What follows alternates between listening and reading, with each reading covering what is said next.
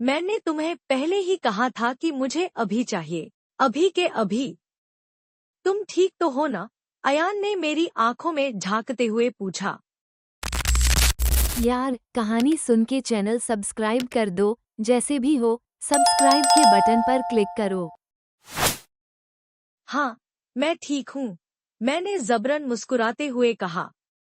क्या ये क्या है, सिया? उसने अचानक मेरा चेहरा पकड़ लिया। तुमने अपने होंठ ऐसे रंग लिए हैं जैसे कोई सड़क छाप लड़की हो। मैंने अपनी नजरें झुका ली। माफ करना, अयान। वह गहरी सांस लेते हुए पीछे हटा। खैर, क्या हम आज रात किसी रेस्तरां में चलें? आज नहीं, मुझे कल की बिजनेस ट्रिप के लिए पैकिंग करनी है, मैंने कहा, उसे नजरअंदाज करने की कोशिश करते हुए। ओह, मैं भूल गया था कि तुम्हारी याददाश्त वैसे भी कभी अच्छी नहीं रही, उसने तंज कसते हुए कहा। ठीक है, मुझे एयरपोर्ट छोड़ने चलोगी तो कम से कम थोड़ी तसल्ली मिलेगी। जी हाँ, साहब, मैंने ठंडी आवाज में जवाब दिया। लेकिन उसी रात कुछ अजीब हुआ।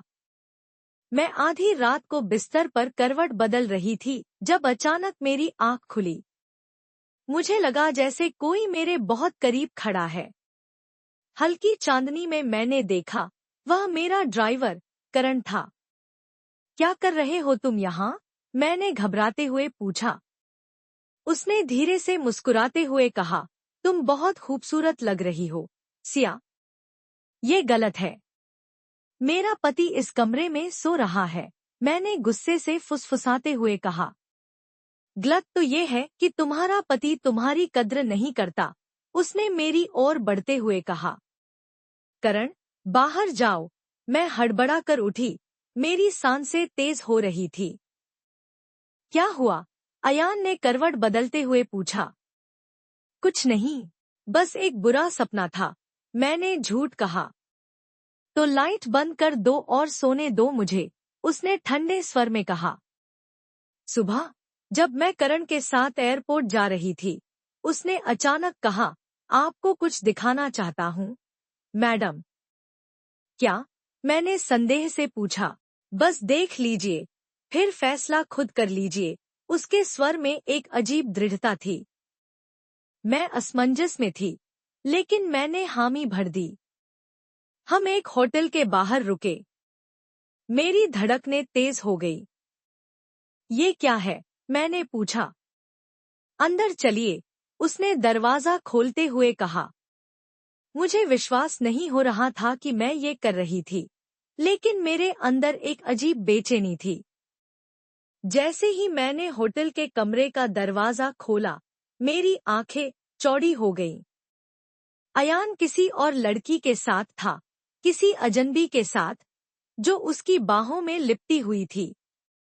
तो यही तुम्हारी बिजनेस ट्रिप थी? मेरी आवाज कांप रही थी। अयान का चेहरा सफेद पड़ गया। सिया, तुम यहाँ? मैं सोचती थी कि शायद मुझ में ही कोई कमी है, लेकिन असल में तुम ही धोखेबाज निकले, मैंने कड़वाहट से कहा।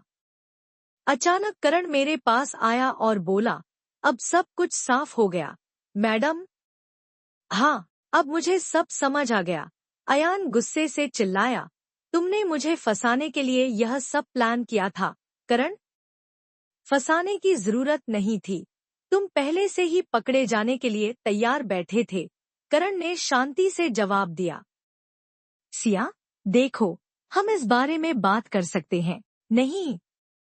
अब और कुछ नहीं बचा, मैंने ठंडे स्वर में कहा।